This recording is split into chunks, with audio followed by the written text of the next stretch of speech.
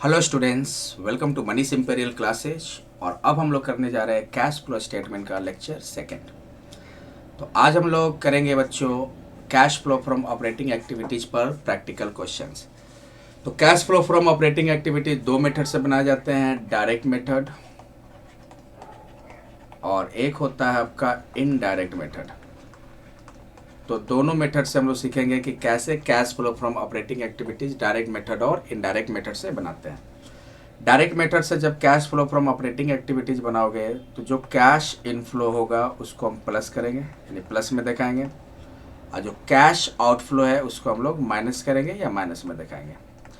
और हमारा कौन सा एक्टिविटीज़ का होना चाहिए? Operating activities. तो पहले आइडेंटिफाई करते हैं कि कौन ऑपरेटिंग है, कौन इन्वेस्टिंग है, कौन फाइनेंसिंग है। पिछला लेक्चर में हमने आप लोगों को बता दिया है कि कैसे आप आइडेंटिफाई करोगे कि कौन ऑपरेटिंग है, कौन इन्वेस्टिंग है, कौन फाइनेंसिंग है। तो जिनका भी लेक्चर 1 मिस हो गया है वो जाकर देख लो। ये बच्चों कैश फ्लो स्टेटमेंट का सेकंड लेक्चर है। तो calculate cash flow from operating activities of Mohan limited from the following information by the direct method. ठीक है, कैश सेल्स ऑपरेटिंग एक्टिविटी है और इनफ्लो हो रहा है तो इसको प्लस में रखो। सेल करना, परचेस करना, ये ऑपरेटिंग एक्टिविटी का पार्ट है। कैश रिसीव फ्रॉम डेटर, ये भी ऑपरेटिंग एक्टिविटी है, इसको भी क्या करोगे? प्लस करो, ये भी इनफ्लो हो रहा है। कैश परचेज ऑपरेटिंग एक्टिविटीज का पार्ट है लेकिन ये आउटफ्लो है तो आउटफ्लो क्या होगा? माइनस होगा।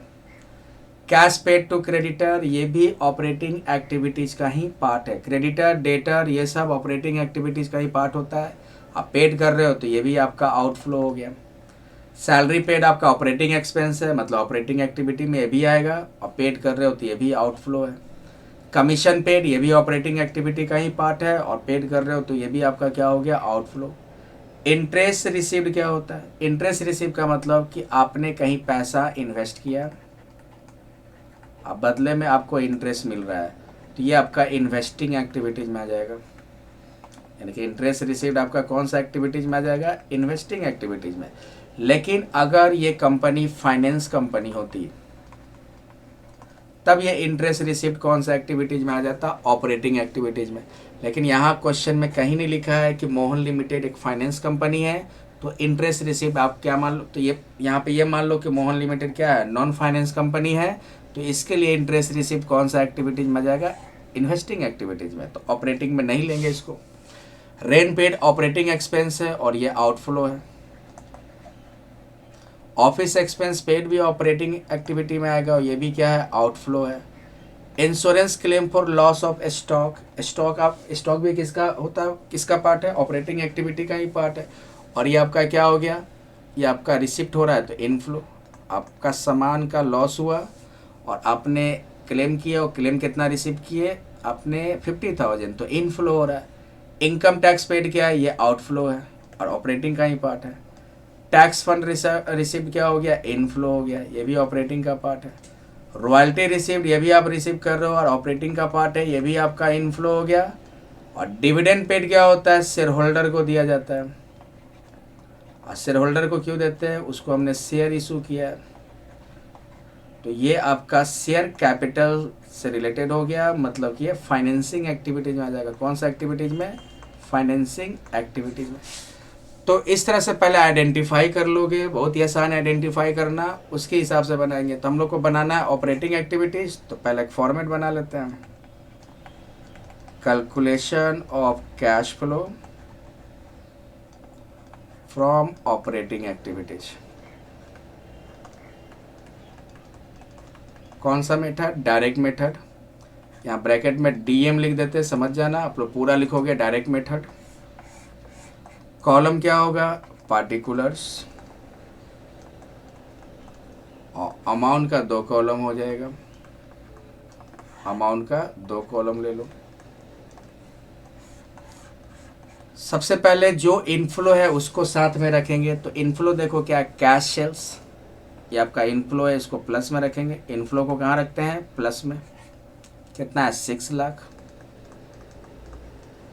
कैश रिसीव फ्रॉम डेटर, ये भी आपका इनफ्लो हो गया। कैश रिसीव्ड फ्रॉम डेटर 30,000, ये भी इनफ्लो हो रहा है प्लस में। कैश परचेज बाद में, पहले इनफ्लो देखना है कहाँ है?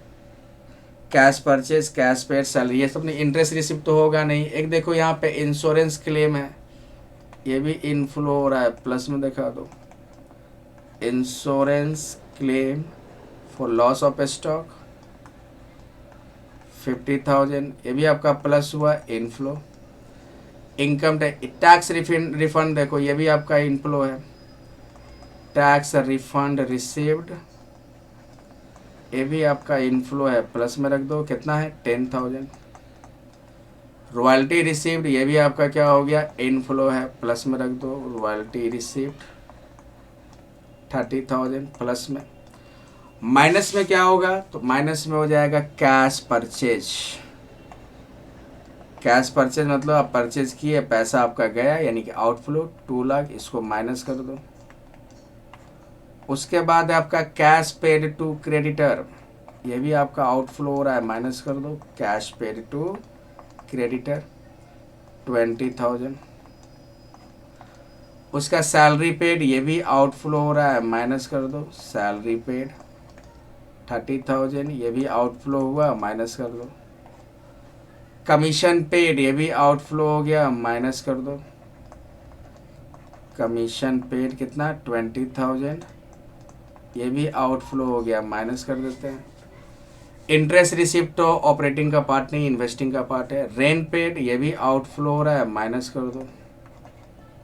रेंट पेड आपका 10,000 आउटफ्लो, यानी कि माइनस। उसका ऑफिस एक्सपेंस पेड, ये भी आउटफ्लो हुआ, माइनस। पेड जहाँ हो मतलब पैसा जा रहा है, आपका आउटफ्लो 10,000 माइनस। इस कॉलम को यहाँ पे कंटिन्यू करते हैं। ऑफिस एक्सपेंस के बाद देखो इनकम टैक्स पेड, ये भी आपका आउटफ्लो हुआ, माइनस कर दो। कितना है? 50,000। उसके बाद देखो टैक्स फंड रिसिप्ट तो आपका इनफ्लो था, रॉयल्टी रिसिप्ट भी इनफ्लो है, डिविडेंड तो फाइनेंसिंग में आएगा। हमने सारा कर लिया, अब टोटल कर लो। तो पहले प्लस वालों को ऐड करो। कितना है प्लस आपका? प्लस में आपका है 6 लाख 30 50 और 10, यानी कि 690 और 30 720 प्लस में। अब माइनस में कितना है? 2 लाख 20 30 250 270 280 290 आपका माइनस में, ठीक है। यानी कि 250 70 80 90, ठीक है।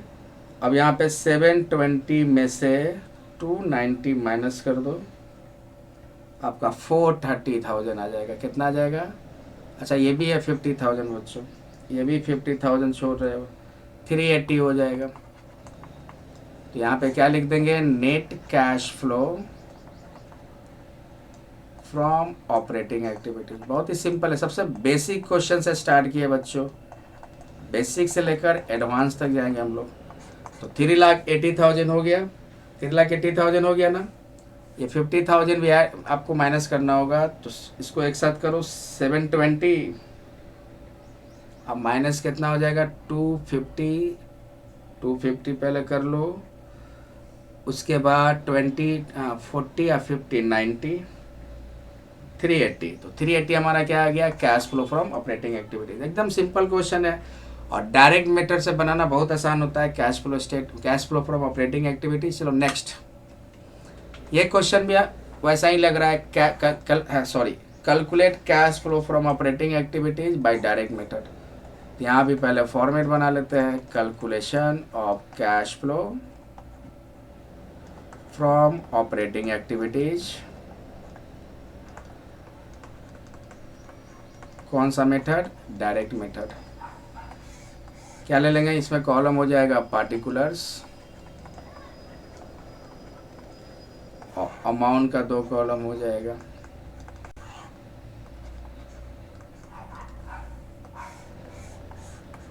सबसे पहले क्या करते हैं हम लोग? पहले ऑपरेटिंग एक्टिविटीज से रिलेटेड देखेंगे और देखेंगे इनफ्लो और आउटफ्लो। तो कैश सेल ले ले। कैश सेल आपका क्या हो गया? इनफ्लो हो गया, इसको प्लस में 80,000। रिसीव फ्रॉम डेटर, ये भी आपका क्या हो गया? इनफ्लो, ये भी आपका प्लस हो जाएगा। Receipts from debtors 2 lakh. Commission received, ये भी आपका इनफ्लो हो गया और ऑपरेटिंग एक्टिविटीज में आता है, तो ये भी ले लोगे। कमीशन रिसीव्ड इनफ्लो है कितना 50,000। पेमेंट टू सप्लायर ये आपका आउटफ्लो हो गया, तो आउटफ्लो क्या होगा, माइनस हो जाएगा। Payment to supplier, payment to suppliers कितना हो जाएगा 50,000, ये आउटफ्लो है तो इसको माइनस कर दो। कैश परचेज ये भी आपका आउटफ्लो है, इसको भी माइनस कर दो। कैश परचेज कितना है 10,000, आउटफ्लो है तो माइनस। आउटस्टैंडिंग रेंट नहीं लेना है, आउटस्टैंडिंग रेंट आपका क्या हो गया, नॉन कैश आइटम या एडजस्टमेंट आइटम है। और जब भी डायरेक्ट मेथड से ऑपरेटिंग एक्टिविटी निकालेंगे तो कौन वाला लेंगे, जो कैश आइटम हो, और ऑपरेटिंग एक्टिविटीज का तो पार्ट हो ही कैश आइटम, मतलब कैश रिसिप्ट और कैश पेमेंट डायरेक्टली लेना है, और जो नॉन कैश आइटम है उसको नहीं लेना है बच्चों। ये हमारा डायरेक्ट मेथड में। तो आउटस्टैंडिंग रेंट क्यों नहीं ले रहे हैं, नॉन कैश आइटम है या एडजस्टमेंट आइटम है। कैश पेमेंट फॉर सैलरी, तो सैलरी पेड आपका क्या हो गया, आउटफ्लो हो गया, माइनस कर दो। कितना है 20,000, माइनस कर देंगे। रेंट पेड ये भी आपका आउटफ्लो हो गया, ये भी माइनस हो जाएगा, कितना 10,000। Proceeds from flood relief settlement, ये आपका प्रोसीड कर रहे हो, और फ्लड रिलीफ सेटलमेंट से आपने कितना प्रोसीड किया, प्रोसीड मतलब रिसिप्ट कितना किया 10,000, तो ये आपका इनफ्लो है। Proceeds from flood relief settlement, settlement कितना 10,000, ये प्लस हो जाएगा।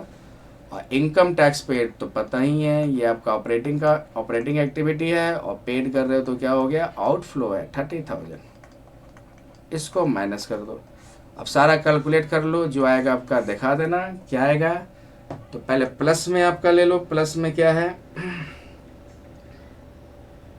80,000, ये बच्चों 80,000 है, प्लस 2 लाख,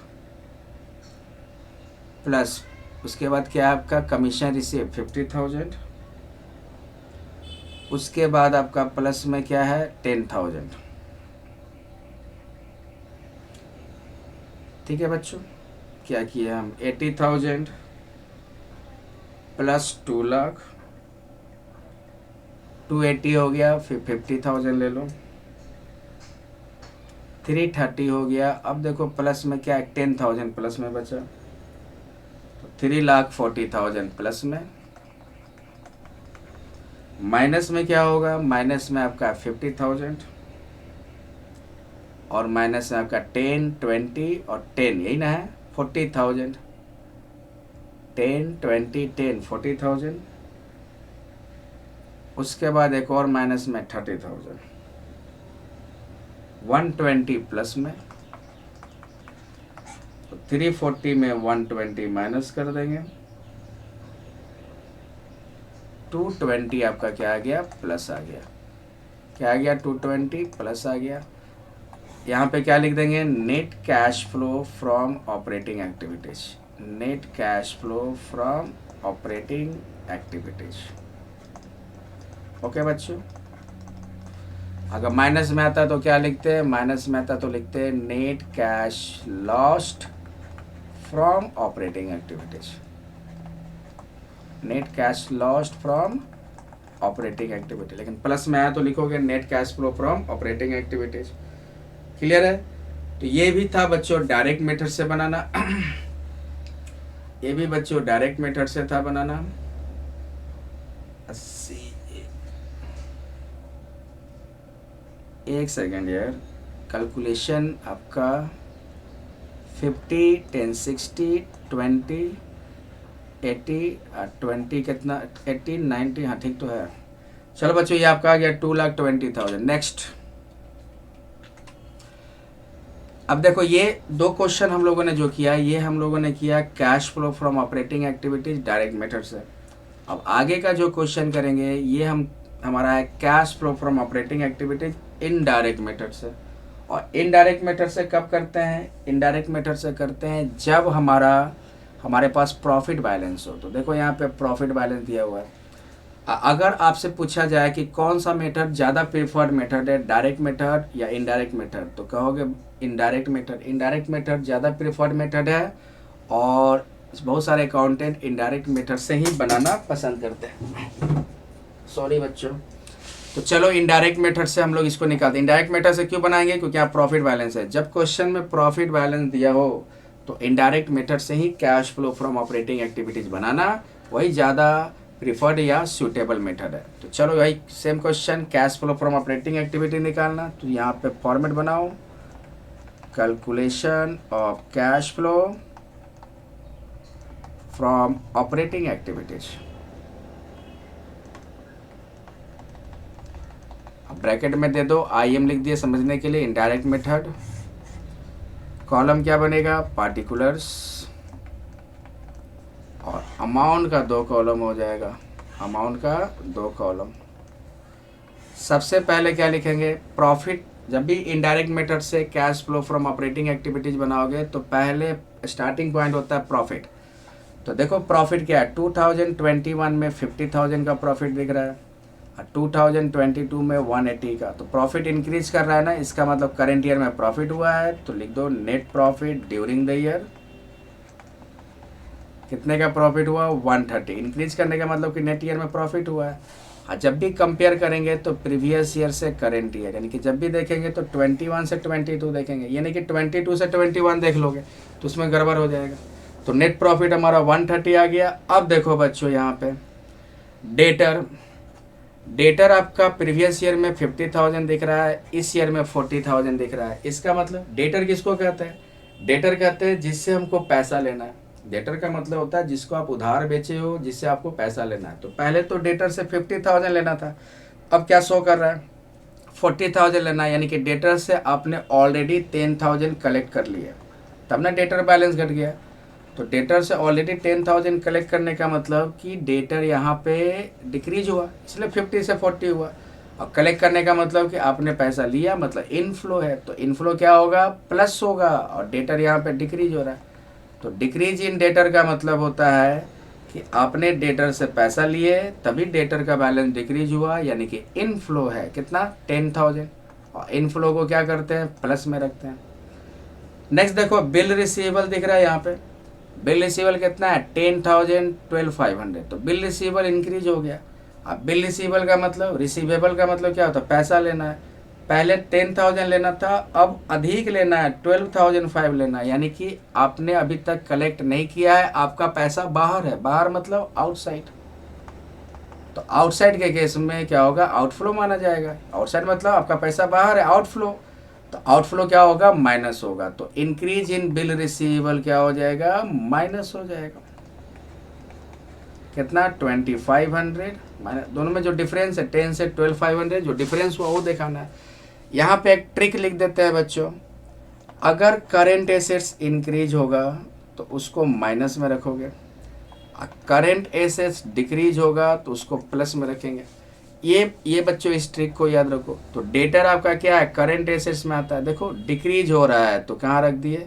डिक्रीज हो रहा है ना, तो प्लस किए हैं, देखो 10,000 का। अब बिल रिसीवेबल भी करेंट एसेट्स से बढ़ गया, करेंट एसेट्स इंक्रीज हुआ तो क्या कर देंगे? माइनस कर देंगे। ये भी एक तरीका है बनाने का। क्रेडिटर का मतलब क्या होता है? लायबिलिटी, जो तुमको चुकाने होते हैं। कितना है? 25,000 और 20,000, मतलब लायबिलिटी डिक्रीज हुआ, क्रेडिटर डिक्रीज हुआ, decrease in creditor. Creditor decrease होने का मतलब क्या हुआ? कि तुम पेड किए, तो पेड किए तो पैसा गया ना, मतलब आउटफ्लो। क्या हो गया? ये आउटफ्लो हो गया। 25 से 20 तो आउटफ्लो क्या होगा? माइनस होगा। कितना का आउटफ्लो हुआ? 5,000 का। आउटस्टैंडिंग एक्सपेंस भी आपका लायबिलिटी है। और ये देखो आपका 800 से 1,000, यानी कि पहले आउटस्टैंडिंग एक्सपेंस था 800, मतलब कि 800 तुमको चुकाने थे। अब कितने चुकाने हैं? 1,000, यानी कि तुमने आउटस्टैंडिंग एक्सपेंस चुकाया नहीं, इसलिए तो तुम्हारा लायबिलिटी बढ़ गया।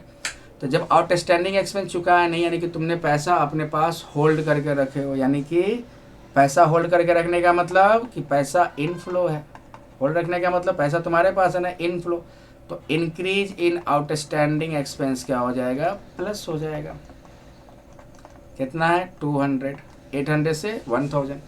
अब यहाँ पे ये चीज़ और समझो, करंट लायबिलिटीज के केस में क्या करते हैं कि अगर करंट लायबिलिटीज इंक्रीज करेगा तो प्लस रख दो, करंट लायबिलिटीज डिक्रीज करेगा तो माइनस कर दोगे। तो देखो क्रेडिटर करंट लायबिलिटीज है, 25 से 20 घट गया, तो घटने के केस में क्या होता है? माइनस। तो देखो क्रेडिटर माइनस हुआ है, आउटस्टैंडिंग एक्सपेंस भी करंट लायबिलिटीज है, ये इंक्रीज कर रहा है, तो करंट लायबिलिटीज इंक्रीज करेगा तो क्या करेंगे, प्लस। देखो 200 को प्लस किया गया, ठीक है।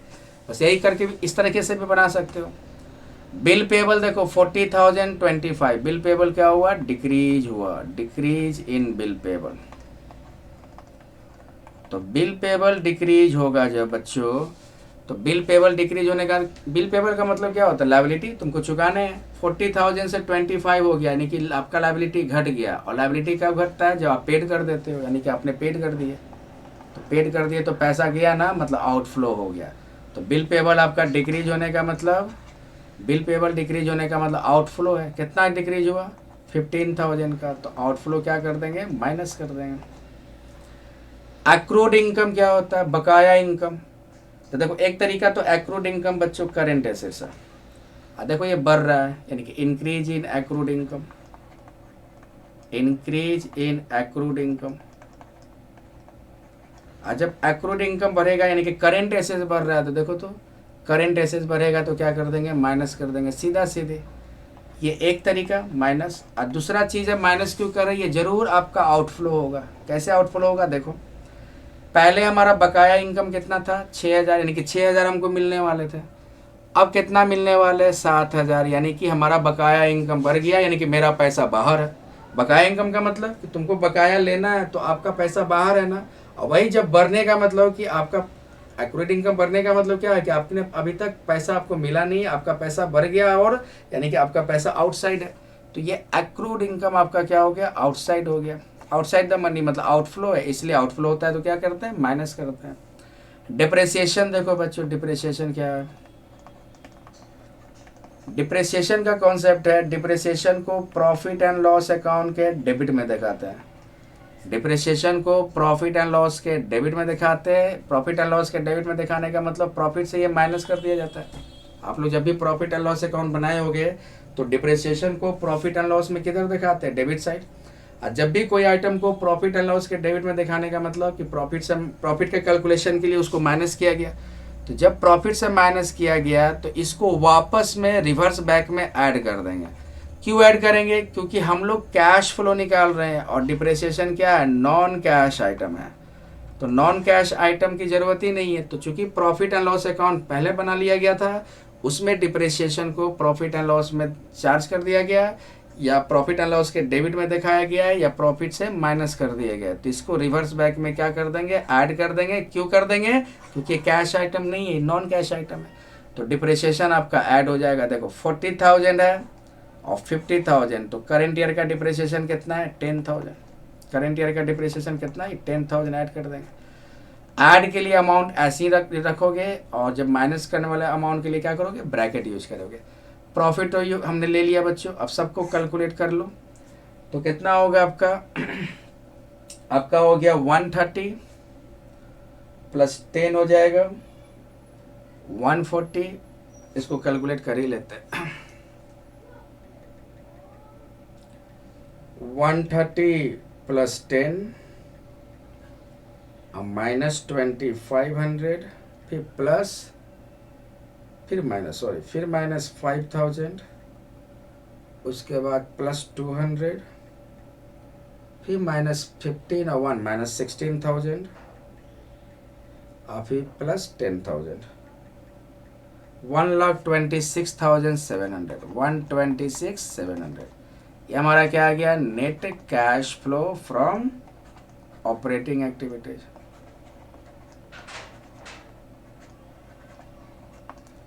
ऑपरेटिंग एक्टिविटीज ये कैलकुलेट करके हमारा ये आ गया। तो इस तरह से इनडायरेक्ट मेथड से हम लोग ऑपरेटिंग एक्टिविटीज कैलकुलेट कर सकते हैं। चलो और एक क्वेश्चन देखो, ये क्वेश्चन रहा अपने पास, calculate cash flow from operating activity. देखो तो कौन से मेथड से बनेगा, प्रॉफिट एंड लॉस दिया है मतलब इनडायरेक्ट मेथड से। तो हेडिंग दे दो calculation of cash flow from operating activities.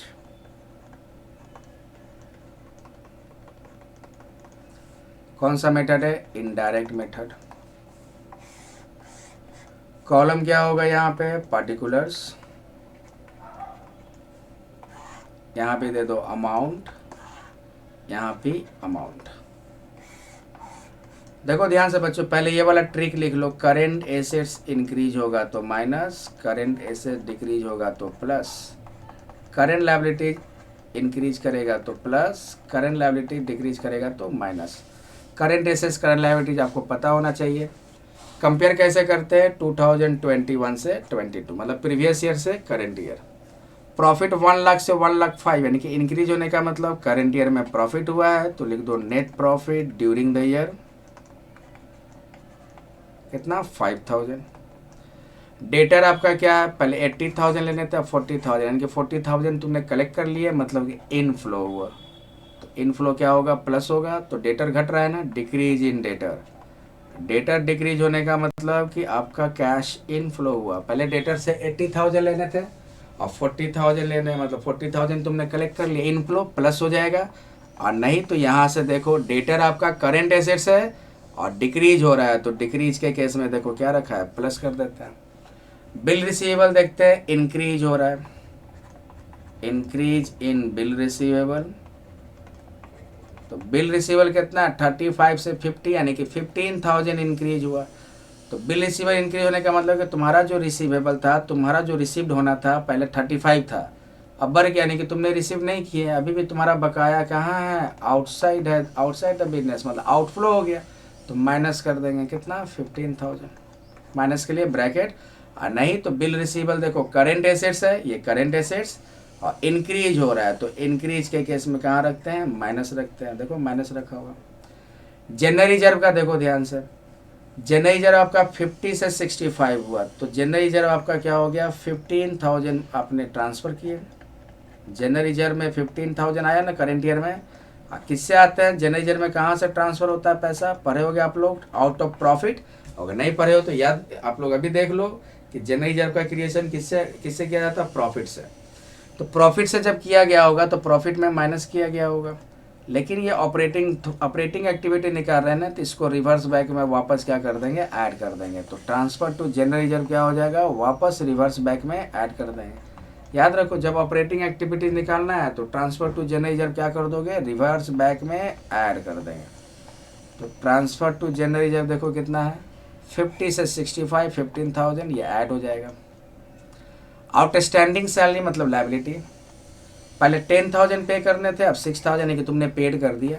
तो पेड कर दिया तो क्या हो गया, ये आउटफ्लो हो गया। तो आउटस्टैंडिंग सैलरी आपका क्या, डिक्रीज हुआ ना, decrease in outstanding salary. Outflow है तो माइनस कर देंगे, कितना आउटफ्लो हो रहा है, 10 से 6, यानी कि 4,000। ऐसे भी समझ सकते हो कि आउटस्टैंडिंग सैलरी करंट लायबिलिटीज है और डिक्रीज हो रहा है, देखो ये डिक्रीज होगा तो कहाँ रख देंगे, माइनस में। देखो माइनस में। प्रीपेड वेजेज क्या हो रहा है, 3,000 से 5,000 इंक्रीज हुआ, increase in prepaid wages. Prepaid मतलब होता है एडवांस, यानी कि तुम्हारा एडवांस एक्सपेंस है। एडवांस एक्सपेंस किसको कहते हैं, कि हम पहले पैसा दे दिए, सर्विस हमको बाद में मिलेगा। तो एडवांस एक्सपेंस आपका पहले 3,000 था, अब 5,000, यानी कि पहले तुम 3,000 का एडवांस दिए थे, अब अधिक दे दिए, यानी कि तुम्हारा पैसा कहाँ है, बाहर है ना बच्चों, आउटसाइड, मतलब आउटफ्लो। तो प्रीपेड वेजेज क्या हो गया आपका, आउटफ्लो। क्या इंक्रीज हो रहा है ना, increase in prepaid wages, increase in prepaid wages 2,000, ये आपका क्या हो गया, आउटफ्लो हो गया।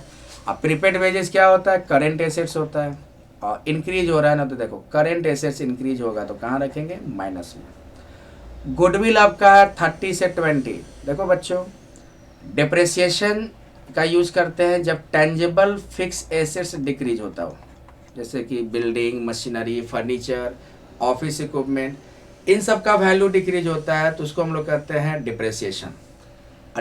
एक होता है एमोटाइजेशन, सेम मीनिंग हो आपका अमोर्टाइजेशन का जो डिप्रिसिएशन का होता है, लेकिन ये यूज होता है इनटेंजिबल फिक्स एसेट्स पे।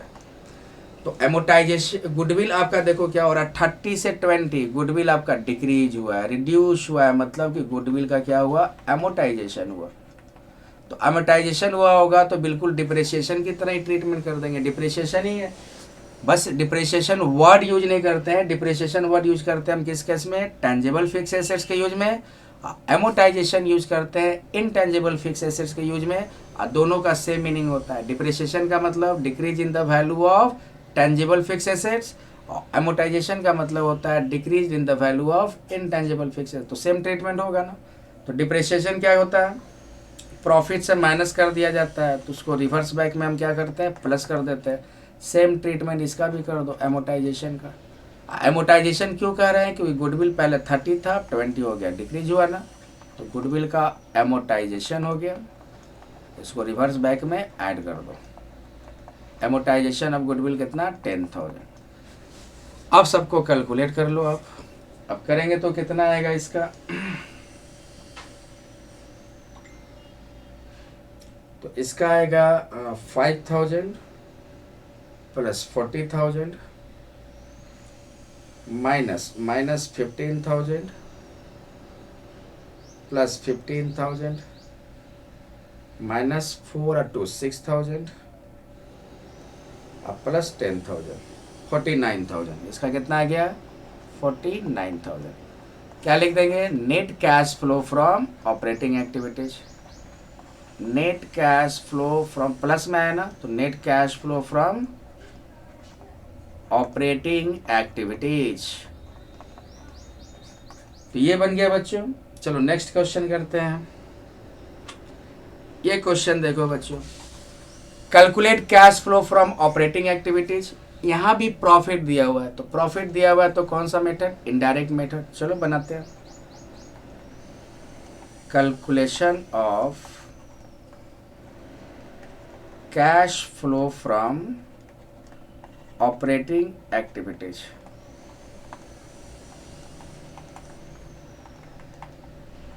कौन सा मेथड, इनडायरेक्ट मेथड।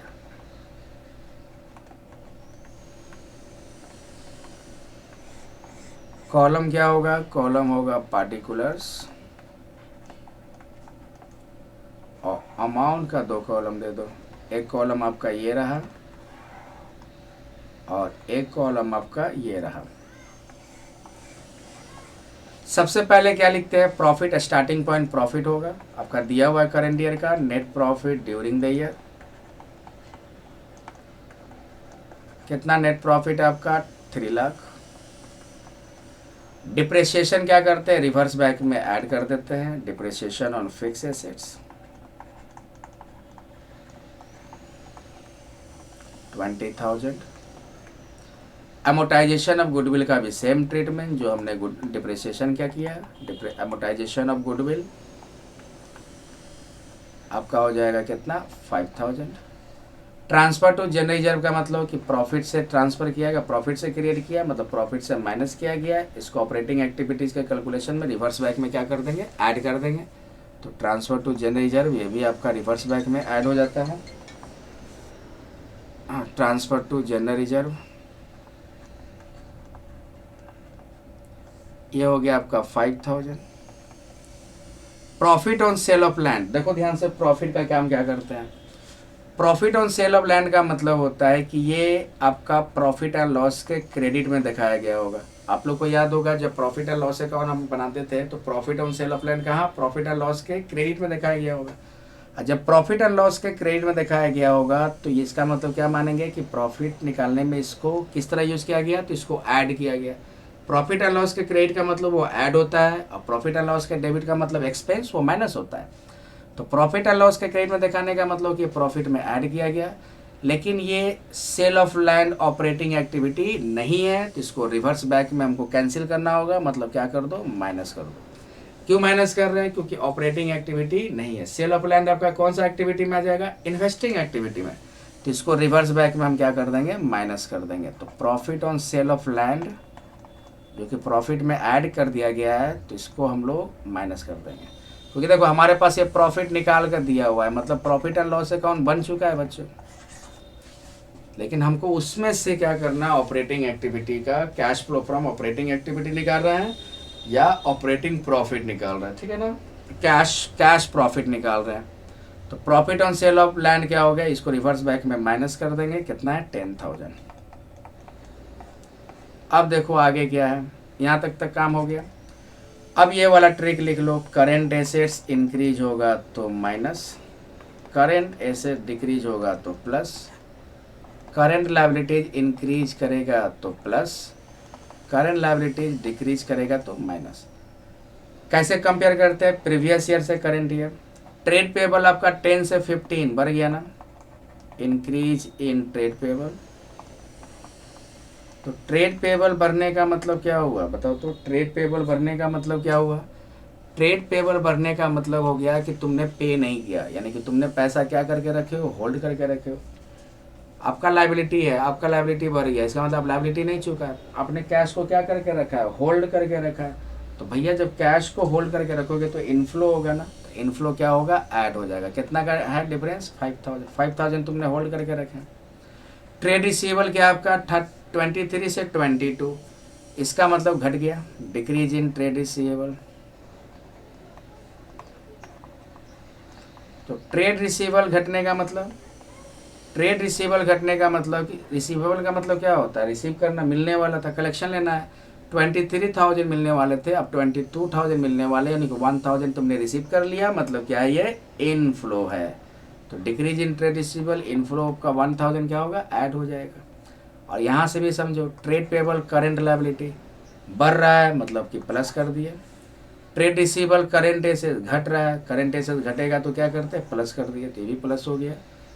आपका ये देखो कि प्रीपेड एक्सपेंस मतलब एडवांस एक्सपेंस क्या हो रहा है? बढ़ रहा है ना, increase in advance expense, increase in advance या प्रीपेड एक्सपेंस। बढ़ने का मतलब, एडवांस एक्सपेंस का मतलब तुम पहले पैसा दे चुके हो, पेड कर चुके हो, बढ़ गया, यानी कि तुम्हारा पैसा कहाँ है? आउटसाइड है, मतलब आउटफ्लो। कितना? 2000। ऐसे भी प्रीपेड एक्सपेंस आपका करंट एसेट्स होता है, बढ़ रहा है, तो करंट एसेट्स बढ़ेगा तो क्या हो जाएगा? माइनस हो जाएगा। क्लियर है बच्चों? अब इसको हम सबको कैलकुलेट कर लेते हैं। तो 3,20,000 इसको कैलकुलेट करना पड़ेगा। 3 लाख आपका हो गया, प्लस 20 और 5 5 10 30, 3,30,000। और उसके बाद ये 10,000 कितना है आपका? 320 प्लस 330, उसमें से 10 माइनस किए, 320, 5 और 10 15 फिर प्लस किए, और 2,000 फिर माइनस कर दिए, 2,000 फिर माइनस कर दिए। ओह, 333 आएगा। एक सेकंड बच्चों, एक सेकंड। 3 लाख प्लस 20 और 10 30, 330 हो गया। और ये 10,000 हमने क्या किया? माइनस किया है, तो माइनस करो 10,000 माइनस। फिर हमने ये 5 और ये 1 है, 1 5 और 1 6,000 प्लस किया, 6,000 प्लस, और माइनस क्या किया?